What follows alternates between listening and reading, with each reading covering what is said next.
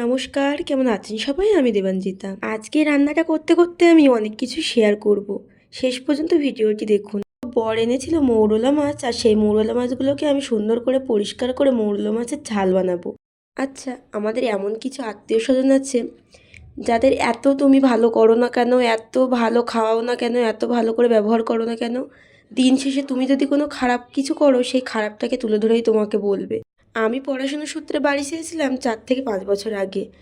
তো আমি যখন বাইরে থাকতাম তখন আমার একটা আত্মীয় স্বজনও আমার একবারও খবর নিত না যে আমি কি খাচ্ছি, কি করছি, কেমন আছি। কিন্তু আমি কার সাথে ঘুরছি, কোথায় ঘুরতে যাচ্ছি, কোথায় গিয়ে খাওয়া দাওয়া করছি, একটা ফটো পোস্ট করলেই সেটা নিয়ে স্ক্রিনশট করে আমার বাবা মাকে দেখিয়ে, মানে সে যাই তাই অবস্থা। তো এমন কিছু আত্মীয় স্বজন আছে তোমার খোঁজ খবর নেবে না, কিন্তু তোমার খারাপটা বের করে তোমার ঠিক মানে উল্টো পাল্টা বলবে। তাদের খারাপ সময়ে, তাদের কাজের সময়ে আমার বাবা মা গিয়ে সাহায্য করবে, বাবা মাকে ডেকে নিয়ে যাবে। কিন্তু তাদের ভালো সময়ে কোথাও ঘুরতে যাওয়া, ভালো মন্দ খাওয়া দাওয়া, ভালো জায়গায় ঘুরতে যাওয়া তারা কিন্তু নিজেরাই করবে, তখন আমার বাবা মায়ের প্রয়োজন হবে না। আমরা প্রায় 1 বছর পর এখান থেকে গিয়েছি, খাওয়া দাওয়া করব, আনন্দ করব, মজা করব সবাই মিলে, এটাই তো স্বাভাবিক।